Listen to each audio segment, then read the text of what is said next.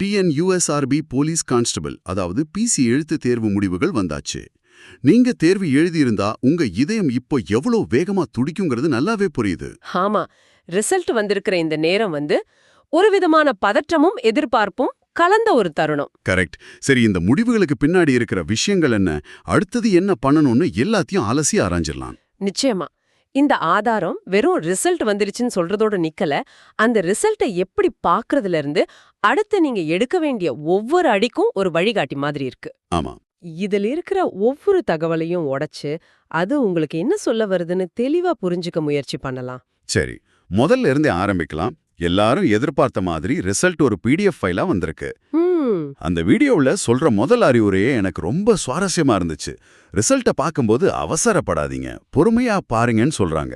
ஆமா, இது கேட்க சாதாரணமா இருக்கலாம், ஆனா இது ரொம்ப முக்கியம். ஆமா, அந்த டென்ஷன்ல நம்ம நம்பரை தேடும்போது ஒரு நம்பரை மாத்தி போட்டா கூட மொத்த உழைப்பும் வீணா போச்சோன்னு ஒரு நொடி பயந்துரும் இல்லையா? கரெக்ட். இது வரும் டெக்னிக்கல் அட்வைஸ் கிடையாது, இது ஒரு சைக்கலாஜிக்கல் அட்வைஸ். ஆயிரக்கணக்கான எண்கள் இருக்கிற ஒரு பெரிய லிஸ்ட்ல நம்ம நம்பரை தேடும்போது Ctrl+F போட்டு தேடி 0 ரிசல்ட்ஸ் ஃபவுண்டுன்னு வந்தா ஒரு நிமிஷம் குண்டு நின்னுடும். நிச்சயமா. அந்த வீடியோல சொல்ற மாதிரி ஒருவேளை நீங்க தப்பா டைப் பண்ணிருக்கலாம், இல்ல சிஸ்டம் லேக் ஆகலாம். ஆமா. அதனால ஒரு தடவைக்கு 2 தடவை பொறுமையா தேடுங்க, தேவைப்பட்டா ஒவ்வொரு பக்கமா மெதுவா ஸ்க்ரோல் பண்ணி பாருங்கன்னு சொல்றது அந்த தேர்வர்களோட மனநிலைய 100% புரிஞ்சுக்கிட்டு சொல்ற மாதிரி இருக்கு. எனக்கு தெரிஞ்ச ஒருத்தர் போன வருஷம் இப்படிதான் ரிசல்ட் வரலன்னு சோர்ந்து போய் உட்காந்துட்டார். அப்படியா? ஆமா. அப்புறம் அவரோட ஃப்ரெண்டு சும்மா செக் பண்ணி பார்த்தப்பதான் தெரிஞ்சது அவரோட நம்பர் லிஸ்ட்ல இருந்திருக்கு. அந்த சில மணி நேரம் பதற்றம் ஐயோ, அவர் வாழ்க்கையே மாத்திருக்க வேண்டியது. சோ அந்த பொறுமைங்கிற வார்த்தை எவ்வளவு முக்கியம்னு இப்ப புரியுது. நிச்சயமா. இதுக்கு அடுத்ததான் நம்ம கவனிக்க வேண்டிய ஒரு முக்கியமான புள்ளி விவரம் இருக்கு. சொல்லுங்க. 1.5 என்ற விகிதத்துல அடுத்த கட்டத்துக்கு ஆட்களை தேர்ந்தெடுத்திருக்காங்க. இது வெறும் நம்பர் கிடையாது, இது ஒரு செய்தி. ஒரு செய்தி? என்ன சொல்ல வருது? ஒவ்வொரு காலி பணியிடத்துக்கும் எழுத்து தேர்வுல ஜெயிச்ச 5 பேரை போட்டிக்கு கூப்பிடுறாங்க. ஓகே, அப்போ போட்டி இன்னும் கடுமையா இருக்க போதுன்னு சொல்லுதா? அது மட்டும் இல்ல, இது ஒரு விதமான மனரீதியான வடிகட்டல். போர்டு உங்களுக்கு என்ன சொல்லுதுன்னா, வாழ்த்துக்கள், நீங்க முதல் தடைய தாண்டிட்டீங்க. ஆனா இது வெறும் நுழைவுச் சீட்டு தான். உண்மையான போட்டி இப்பதான் ஆரம்பமாகுதுன்னு சொல்றாங்க. கரெக்ட்.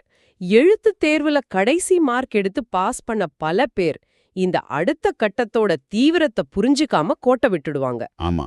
இந்த 1.5 விகிதம் அந்த மாதிரி அரைக்குறி மனசோட வர்றவங்கள வடிகட்டி உண்மையிலே உறுதியா இருக்கிறவங்கள மட்டும் அடுத்த கட்டத்துக்கு கொண்டு வரதுக்கான ஒரு யுக்தி. ஓகே, இப்போ புரியுது.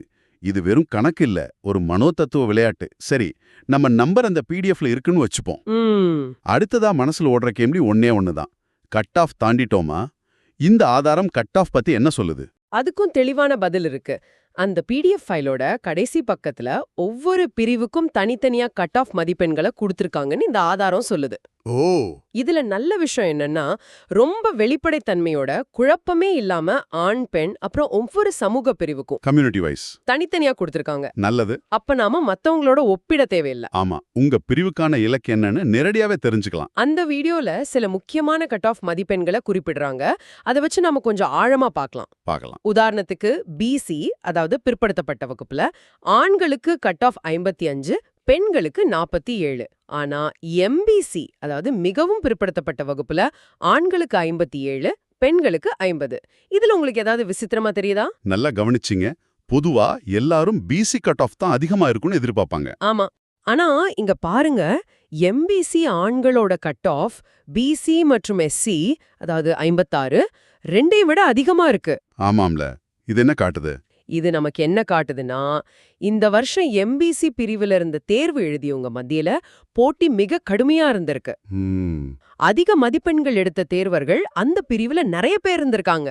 நீங்க ஒரு எம்பிசி தேர்வர்னா சொல்லுங்க, எழுத்து தேர்வுல இருந்த போட்டியை விட உடற்தகுதி தேர்வுல இன்னும் பலமான போட்டியை நீங்க சந்திக்க போறீங்கன்னு இது ஒரு எச்சரிக்கை மணி மாதிரி. அப்பா, இந்த எண்களுக்கு பின்னாடி இவ்ளோ பெரிய கதை இருக்கா? வெறும் நம்பரா பார்க்காம போட்டி எந்த அளவுக்கு இருக்குன்னு புரிஞ்சுக்க இது உதவுது. கரெக்ட். இதுல பிஎஸ்டிஎம், அதாவது தமிழ் வழியில் கல்வி பயின்றவர்களுக்கான இடஒதுக்கீடு பத்தியும் ஒரு சின்ன ஆனா முக்கியமான விஷயம் இருக்கு. ஆமா, அதுதான் விஷயத்தோட நுணுக்கமே. பெரும்பாலான பிரிவுகள்ல பொது பிரிவுக்கும் பிஎஸ்டிஎம் பிரிவுக்கும் ஒரே கட் ஆஃப் தான் இருக்கு. ஆனா இந்த அதிக போட்டி இருந்த எம்பிசி ஆண் பிரிவுல மட்டும் ஒரு வித்தியாசம் இருக்கு. பொது பிரிவுல 57 கட் ஆஃபா இருக்கும்போது பிஎஸ்டிஎம்க்கு 56ன்னு ஒரு மார்க் குறைவா வச்சிருக்காங்க. இதுக்கு என்ன அர்த்தம்? ஒரு மார்க் தானே நினைக்கலாம், ஆனா அந்த ஒரு மார்க்ல ஆயிரக்கணக்கான பேரோட வாழ்க்கை இருக்கு. கரெக்ட், 100க்கு 100 உண்மை. அந்த ஒரு மார்க் வித்தியாசத்துல தேர்ச்சி பெற்ற ஒருத்தருக்கு இது எவ்ளோ பெரிய வாய்ப்புன்னு அவர்தான் உணர முடியும். ஆமா, இது இன்னொரு விஷயத்தையும் நமக்கு காட்டுது. எம்பிசி ஆண் பிரிவுல தமிழ் வழியில படிச்சவங்களுக்குள்ள இருந்து போட்டி. பொது பிரிவை விட கொஞ்சம் குறைவா இருந்திருக்கு. ஆமா, அதனாலதான் அந்த ஒரு மார்க் சலுகை கிடைச்சிருக்கு. இந்த மாதிரி சின்ன சின்ன வித்தியாசங்களை நம்ம புரிஞ்சுக்கிட்டாதான் இந்த தேர்வு முறையோட முழு பரிமாணத்தையும் நம்மளால பார்க்க முடியும். இதுல வெளிப்படைத்தன்மை பத்தியும் அந்த ஆதாரம் பேசுது. ஒவ்வொரு பிரிவுலையும் எவ்வளவு காலி பணியிடங்கள் இருக்கணும் தெளிவா குறிப்பிட்டிருக்காங்கன்னு சொல்றாங்க. ஆமா, உதாரணமா பொது பிரிவுல, அதாவது ஜிடில ஆண்களுக்கு 2530 இடங்கள் இருக்குன்னு சொல்றது தேர்வர்களுக்கு ஒரு நம்பிக்கையை கொடுக்கும் இல்லையா? நிச்சயமா.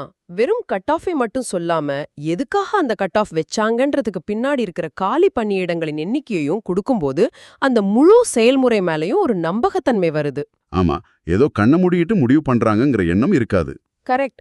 எல்லாம் ஒரு கணக்குப்படிதான் நடக்குதுன்னு தேர்வர்களுக்கு புரியும். பொதுமான பிரிவுகளை தாண்டி சிறப்பு பிரிவுகள் பத்தியும் இந்த ஆதாரம் பேசுது. முக்கியமா விளையாட்டு பிரிவு, ஸ்போர்ட்ஸ் கோட்டா. இதுல பிசி ஆண்களுக்கு கட் ஆஃப் 49, பெண்களுக்கு 38.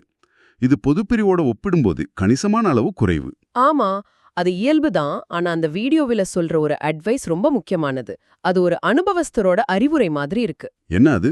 நீங்க ஸ்போர்ட்ஸ் கோட்டாவா இருந்தாலும் சரி, கட் ஆஃப் மார்க் மட்டும் எடுத்து பாஸ் பண்ணிட்டேன்னு நினைக்காதீங்க. கட் ஆஃபை விட ஒரு 5 மார்க் அதிகமா இருந்தா அது உங்களுக்கு நல்லதுன்னு சொல்றாரு. ஆமா, இது ஏன் இவ்வளவு முக்கியம்? ஏன்னா இது வெறும் அடுத்த கட்டத்துக்கு போறதுக்கான தகுதி தேர்வு இல்ல. இறுதிப்பட்டியல்ல இடம் பிடிக்கணும். அப்போ ஒவ்வொரு மார்க்கும் முக்கியம். அதேதான். அந்த கூடுதல் 5 மார்க் ஒரு பாதுகாப்பு கவச மாதிரி செயல்படும், அப்படித்தானே? எக்ஸாக்ட்லி. அங்கதான் அனுபவம் பேசுது. எழுத்துத் தேர்வு, உடற்தகுதி தேர்வு, அப்புறம் சிறப்பு மதிப்பெண்கள்னு எல்லாத்தையும் சேர்த்துதான் இறுதிப்பட்டியல் தயாராகும். ஓகே. அப்போ நீங்க கட் ஆஃப்ல இருந்து எவ்ளோ தூரத்துல, அதாவது எவ்ளோ அதிகமா மார்க் வச்சிருக்கீங்களோ அதுதான் உங்க வேலையை உறுதி செய்யும். புரியுது.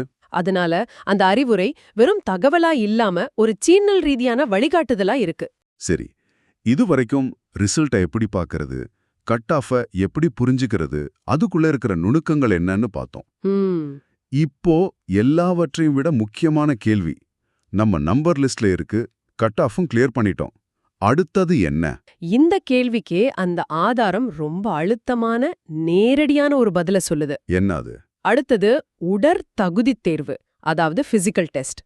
எழுத்துத் தேர்வுல தேர்ச்சி பெற்றவங்க ஒரு நிமிஷம் கூட தாமதிக்க கூடாது. உடனே பிசிக்கல் பண்ண ஸ்டார்ட் பண்ணிருங்க, பண்ணாம இருக்காதீங்கன்னு அந்த வீடியோல வர வார்த்தைகள் அதோட அவசரத்தையும் முக்கியத்துவத்தையும் நேரடியா உணர்த்துது. ஆமா, இதுல எந்த மாற்று கருத்துக்கும் இடமில்ல. கரெக்ட். அந்த ஆதாரம் ஒரு கணிப்பையும் முன்வைக்குத. பொங்கல் முடிஞ்சதும் பிசிக்கல் டெஸ்ட் நடக்க வாய்ப்பு இருக்குன்னு சொல்றாங்க. ஆமா. அப்படின்னா தயாராகிறதுக்கு ரொம்பவே குறைவான நேரம் தான் இருக்கு. உண்மைதான். இது தேர்ச்சி பெற்ற சந்தோஷத்தை கொண்டாட கூட நேரம் கொடுக்காம அடுத்த போருக்கு தயாராக சொல்ற மாதிரி இருக்கு. ஆமா, வெற்றிங்கிறது ஒரு கட்டத்தோட முடிவல்ல, அது அடுத்த கட்டத்தோட ஆரம்பம். அருமையா சொன்னீங்க. எழுத்துத் தேர்வுல நீங்க எவ்வளோ பெரிய அறிவாளியா இருந்தாலும் உடற்தகுதி தேர்வுல தோத்துட்டா எல்லாமே வீண். கரெக்ட். அதனாலதான் முடிவுகள் வந்த சந்தோஷத்தையோ இல்ல சோகத்தையோ ஒதுக்கி வச்சுட்டு தேர்ச்சி பெற்றவங்க உடனடியா களத்துல இறங்கணும்னு அந்த ஆதாரம் வலியுறுத்துது. அதுக்கான ஹால் டிக்கெட் பத்தியும் சில தகவல்கள் இருக்கு. ஆமா, அதுக்கான ஹால் டிக்கெட் சீக்கிரம் வரணும், ஒவ்வொருத்தரோட தனிப்பட்ட மதிப்பெண்களை பாக்குறதுக்கான வசதியும் லாகின் ஐடியில வரும்னு சொல்றாங்க. அந்த தனிப்பட்ட மதிப்பெண்கள் தெரிய வருது, நல்ல விஷயம்தான், ஒருவேளை தேர்ச்சி பெறாதவங்க கூட. ஆமா. நாம எவ்வளவு மார்க்கு வாய்ப்பை இழந்தோம், எந்த இடத்துல தப்பு பண்ணோன்னு சுய பரிசோதனை செஞ்சு அடுத்த முறை இன்னும் சிறப்பா தயாராகிறதுக்கு அது ஒரு வாய்ப்பு கொடுக்கும். மிகச்சரி. அது ஒரு ஆக்கப்பூர்வமான அணுகுமுறை. தோல்வியிலிருந்து பாடம் கத்துக்கிறவங்களுக்கு அடுத்த வெற்றி நிச்சயம். இந்த தகவல் தேர்ச்சி பெற்றவங்களுக்கு வழிகாட்டியாகவும் தேர்ச்சி பெறாதவர்களுக்கு ஒரு பாடமாகவும் இருக்கு. ஆக இந்த முழு அலசல்ல இருந்தும் நாம எடுத்துக்க வேண்டிய முக்கிய விஷயங்கள் இதுதான். 1, ரிசல்ட் வந்துடுச்சு, அதை நிதானமா சரி பார்க்கணும். 2, உங்க பிரிவுக்கான கட் ஆஃப் என்ன சொல்லுது, உங்களுக்கான போட்டி எப்படி இருக்குன்னு புரிஞ்சுக்கணும். ஆமா. 3, உங்க நம்பர் லிஸ்ட்ல இருந்தா உங்க முழு கவனமும் முழு ஆற்றலும் அடுத்த நொடியிலிருந்து உடற்தகுதி தேர்வுக்கான தயாரிப்புல தான் இருக்கணும். இந்த ஆதாரம் ரொம்ப நேரடியான செயலை மையப்படுத்தின வழிகாட்டுதல்களை கொடுக்குது. அருமையா தொகுத்து சொன்னீங்க.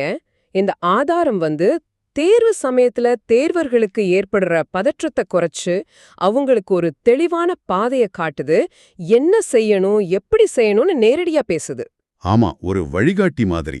இது வெறும் தகவல் தொகுப்பில்ல, ஒரு வழிகாட்டி. இப்போ இந்த டிஎன்யூஎஸ்ஆர்பி தேர்வு முறையோட இந்த முக்கியமான கட்டத்தை பத்தி உங்களுக்கு ஒரு தெளிவான சித்திரம் கிடைச்சிருக்கும்னு நம்புறேன். இறுதியா ஒரு சிந்தனைக்கு, நாம இவ்வளவு நேரம் எண்களை பத்தி தான் பேசணும். கட் ஆஃப் மதிப்பெண்கள், 1.5 விகிதம், காலி பணியிடங்களோட எண்ணிக்கைன்னு எல்லாமே எண்கள் தான். ஆமா.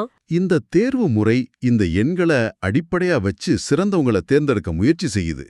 ஆனா ஒரு நல்ல தேர்வு எழுதுறவரும் உடற்தகுதியில சிறந்தவரும் ஒரு சமூகத்துக்கு தேவையான சிறந்த காவலராயிருப்பாங்களா? நல்ல கேள்வி. இந்த எண்களால அளவிட முடியாத நேர்மை, சமயோசித புத்தி, மக்களோட பழகும் தன்மை போன்ற குணங்களை இந்த தேர்வு முறை எப்படி அடையாளம் காணுது? இது நீங்க யோசிச்சு பார்க்க வேண்டிய ஒரு விஷயம்.